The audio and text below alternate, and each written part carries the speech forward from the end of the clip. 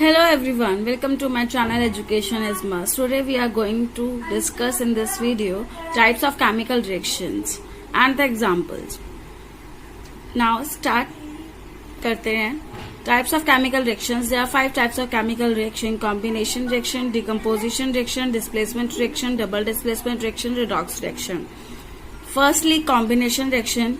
As जैसा कि हम देख रहे हैं, कॉम्बिनेशन के नाम से ही पता चल रहा है कंबाइन होना मींस जब दो रिएक्टेंट्स आपस में कंबाइन होकर के एक प्रोडक्ट बनाए, इसको बोलते हैं कॉम्बिनेशन रिएक्शन. व्हेन 2 एलिमेंट्स और 1 एलिमेंट एंड 1 कंपाउंड, जब दोनों एलिमेंट्स हो या फिर एक एलिमेंट और एक कंपाउंड हो या फिर दोनों कंपाउंड हो. कभी दो हमेशा रिएक्टेंट्स है, 2 से ज्यादा भी हो सकते हैं.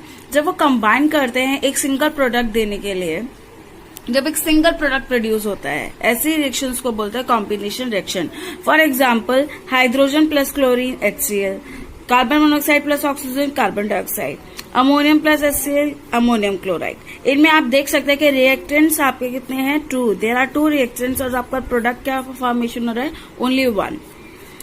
और कुछ ऐसी रिएक्शंस होती हैं कॉम्बिनेशन रिएक्शंस जिसमें से हीट इवॉल्व होती है, और ऐसी रिएक्शंस जिनमें से हीट इवॉल्व होती है मींस रिलीज होती है during the formation of products, ऐसी रिएक्शंस को बोलते हैं exothermic chemical reaction. Reactions in which heat is evolved और released along with the formation of products are called exothermic chemical reaction. For example, ये most important examples हैं बेटा, क्योंकि paper में आते हैं, एग्जाम पॉइंट ऑफ व्यू से बहुत इंपॉर्टेंट है. एग्जाम्स में आते हैं, बोर्ड एग्जाम्स में भी आते हैं. जैसे कैल्शियम ऑक्साइड, इसको आप क्विकलाइम भी बोलते हैं. इसमें अगर आप वाटर को ऐड करते हो तो आपको क्या मिलता है, कैल्शियम हाइड्रोक्साइड, जिसको आप स्लैगलाइम भी बोलते हो. अब आपने ये रिएक्शन कब देखी होगी? ऐसा नहीं है कि आपने कभी नहीं देखी होगी, आपने ये रिएक्शन होते हुए भी देखा होगा. आपने कभी नोटिस किया हो, अगर आपके घर में कभी जैसे व्हाइट वॉश होती है तो व्हाइट वॉश के टाइम पर जो आपने देखा हो, जो सफेदी करने वाले होते हैं वो ड्रम में सफेदी घोलते थे. अभी तो खैर डिस्टम्पर वगैरह बहुत कुछ चलने लगा है, लेकिन पहले ऐसा नहीं था. पहले सफेदी यूज होती थी, दैट इज कैल्शियम ऑक्साइड. जब वो उसको घोलते थे तो घोलने के बाद ड्रम बहुत ज्यादा गर्म हो जाता था, बहुत ज्यादा हीटअप हो जाता था. तो वो इसी वजह से होता था क्योंकि कैल्शियम ऑक्साइड के साथ जब हम वाटर को प्लस करते हैं तो कैल्शियम हाइड्रोक्साइड बनता है, और इस रिएक्शन में क्या रिलीज होती है, हीट आपकी इवॉल्व होती है, हीट रिलीज होती है. इस वजह से ये क्या है, एक्सोथर्मिक रिएक्शन है. काफी बच्चे बहुत ज्यादा कंफ्यूज होते हैं एक्सोथर्मिक और एंडोथर्मिक में.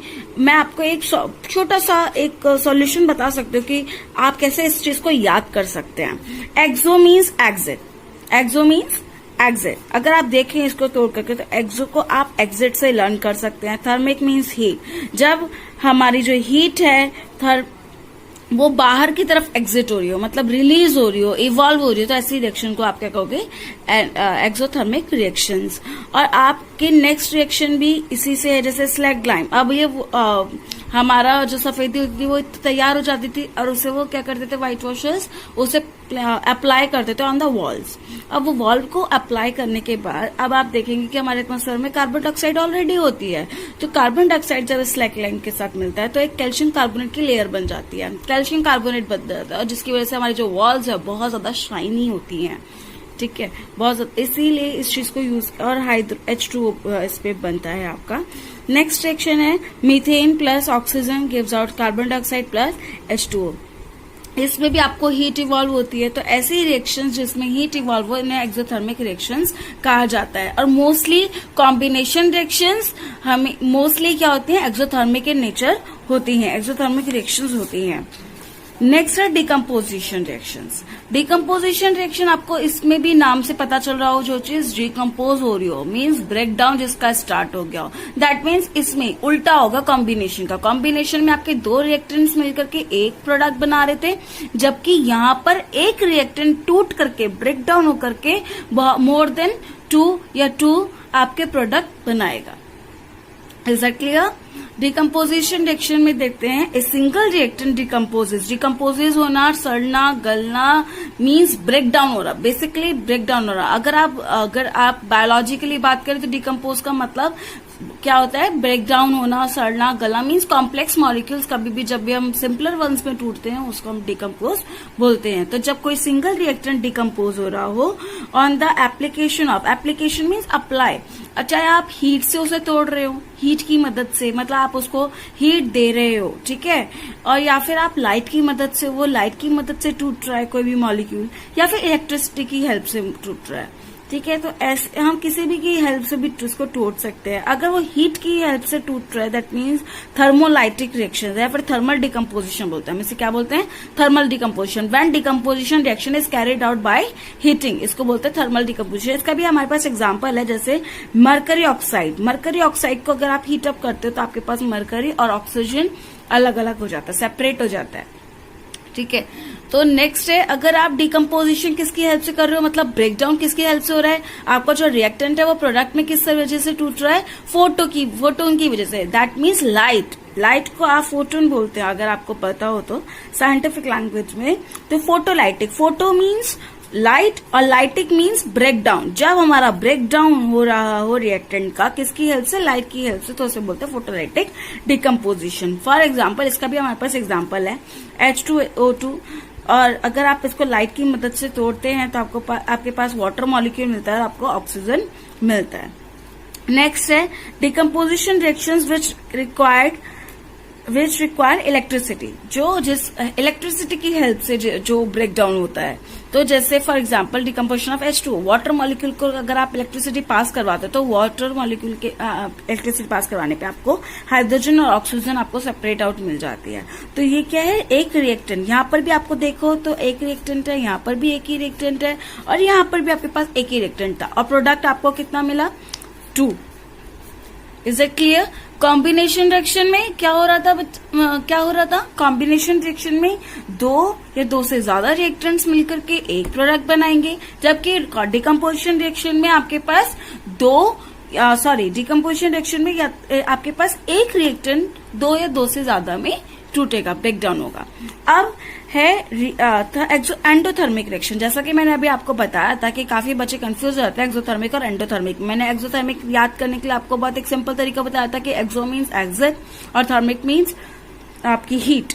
तो जैसे एंडोथर्मिक में भी ऐसा ही है, एंडो मीन्स एंट्री, आप इसको एंडो को ऐसे ही लर्न कर सकते हो, एंडो मीन्स एंट्री, ठीक है, और थर्मिक मीन्स हीट। जब आपको मतलब हीट आपको देनी पड़े, एब्जॉर्ब करवानी पड़े, अगर आपको रिएक्शन करवाने के लिए आपको हीट देनी पड़ रही है, आपको डिकम्पोज, ब्रेकडाउन कभी भी ऐसे तो नहीं हो रहा, आपको हीट देना, मतलब हीट की मदद से और लाइट की मदद से, जैसा कि मैंने अभी आपको बताया कि इलेक्ट्रिसिटी की मदद से ब्रेकडाउन होता है। तो जब हीट की मदद से ब्रेकडाउन हो रहा, आपको हीट देनी पड़ रही हो एनर्जी रिएक्शन को करवाने के लिए, तो ऐसे में बोलते हैं endothermic reaction. Reaction in which energy is absorb are called endothermic reaction. For example calcium carbonate means limestone, that is तो इसको आप जब हीट अप करोगे तो आपको क्या मिलेगा, क्विकलाइम मिलेगा प्लस कार्बन डाइऑक्साइड मिलेगी। That is the reverse reaction of जो हमने प्रीवियस रिएक्शन पढ़ी थी, उसका ही रिवर्स रिएक्शन है।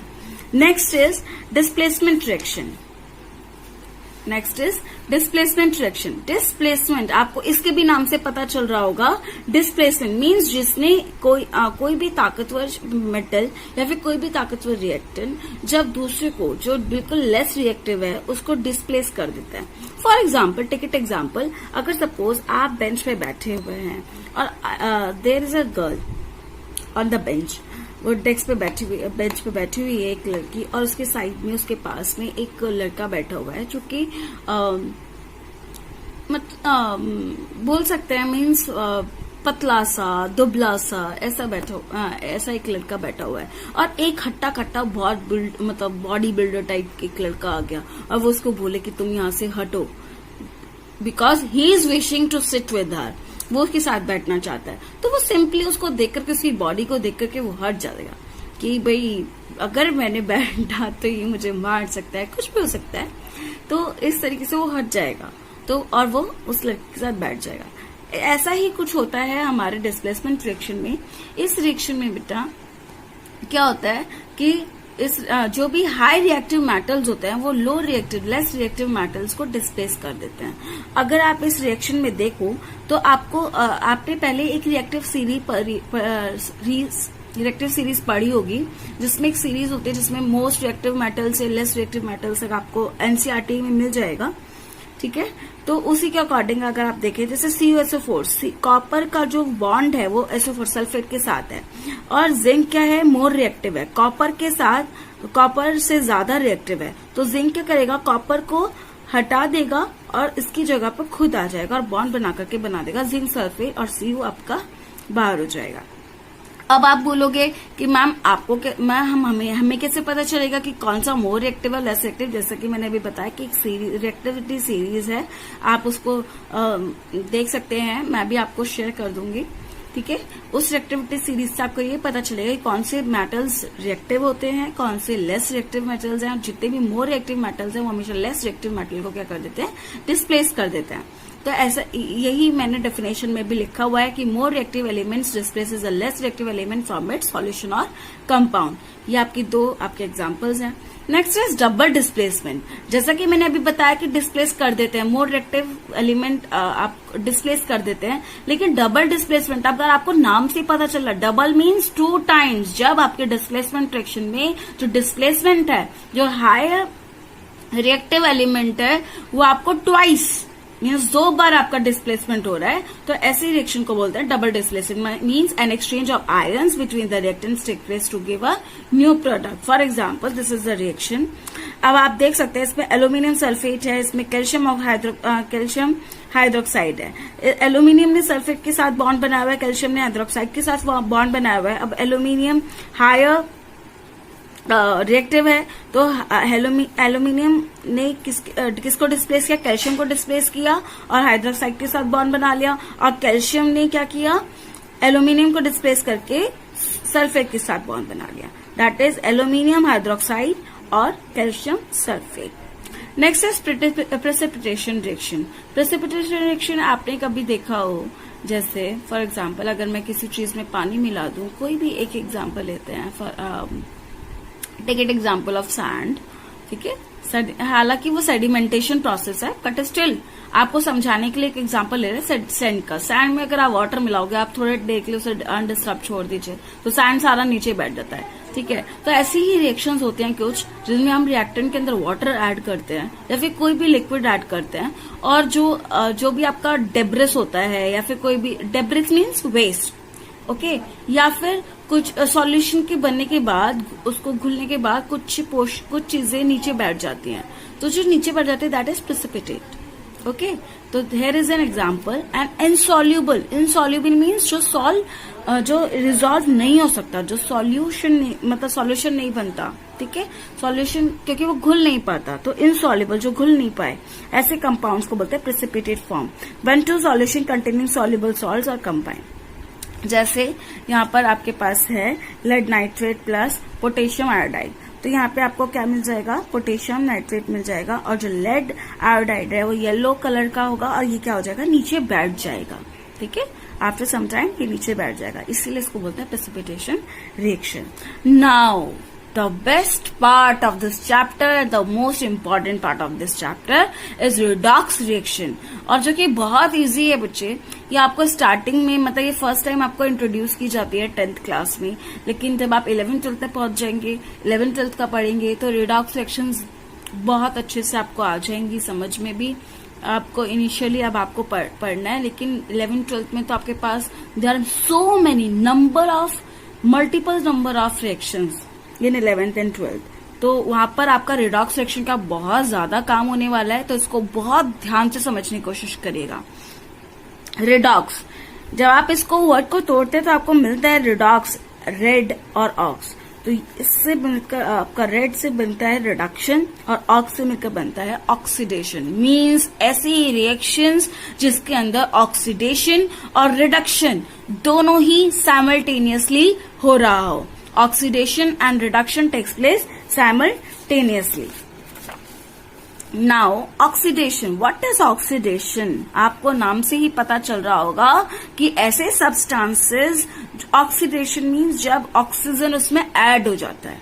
ठीक है, ऐसे substances जो या तो इलेक्ट्रॉन को लूज कर दें, या फिर ऑक्सीजन को गेन करें, ऑक्सीजन उनमें ऐड हो जाए, या फिर हाइड्रोजन लॉस हो जाए। तीन कंडीशन मैंने आपको बताई ऑक्सीडेशन में, ऑक्सीजन का गेन होना, हाइड्रोजन का लॉस होना और इलेक्ट्रॉन का लॉस होना। और रिडक्शन में ऑक्सीजन हमेशा रिमूव होती है और हाइड्रोजन का गेन होना। आप एक चीज लर्न कर सकते हैं इन तीनों चीजों में से कोई भी एक। ऑक्सीडेशन में ऑक्सीजन ऐड होता है, रिडक्शन में हाइड्रोजन ऐड होता है।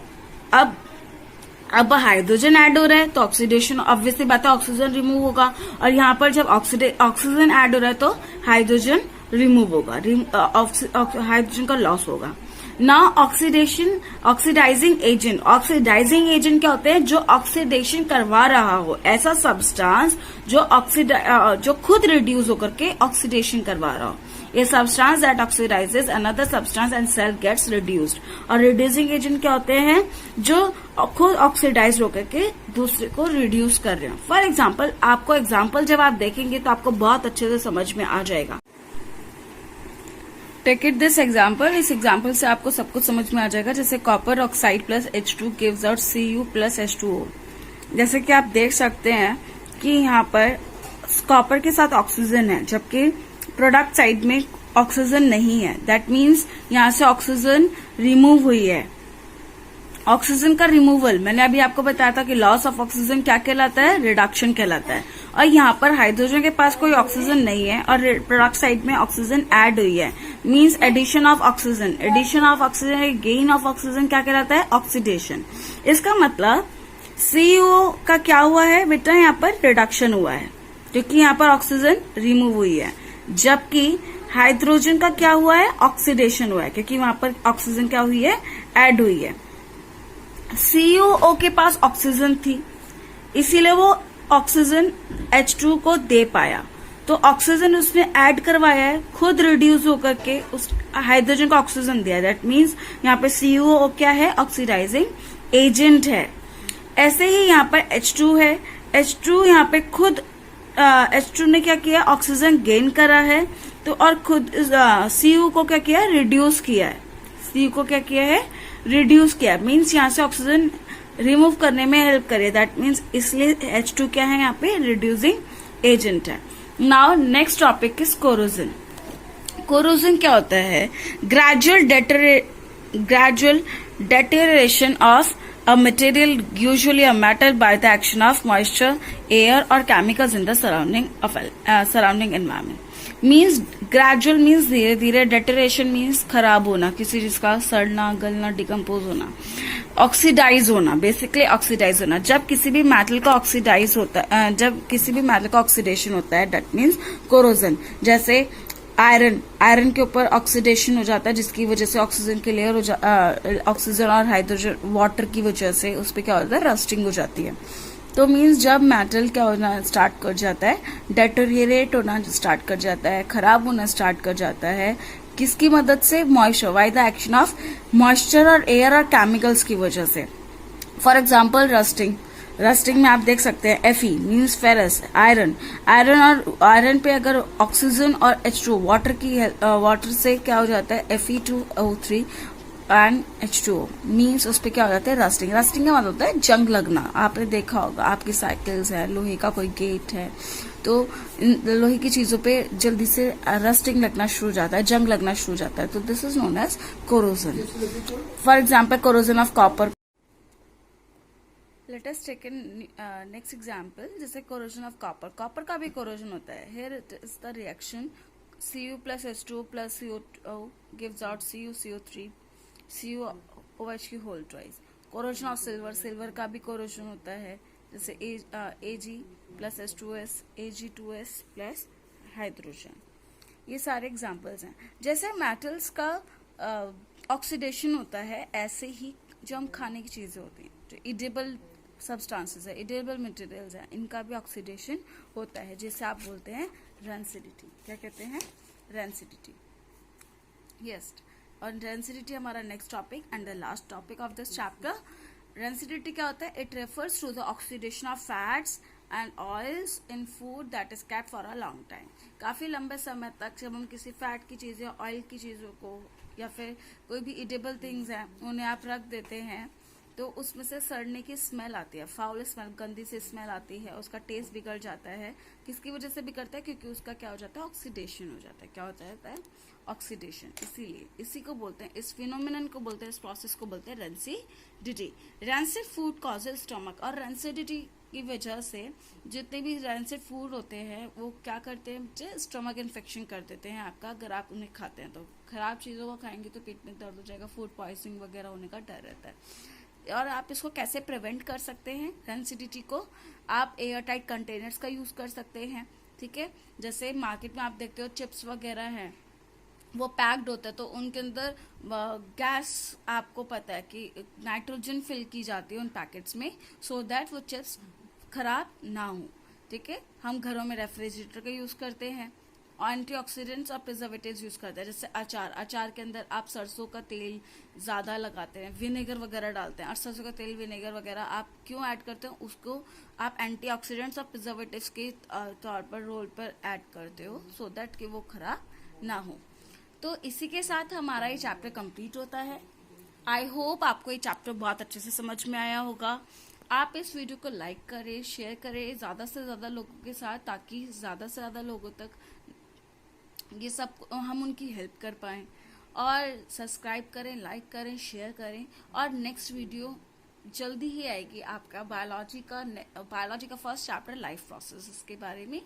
तो कीप वॉचिंग, बाय बाय।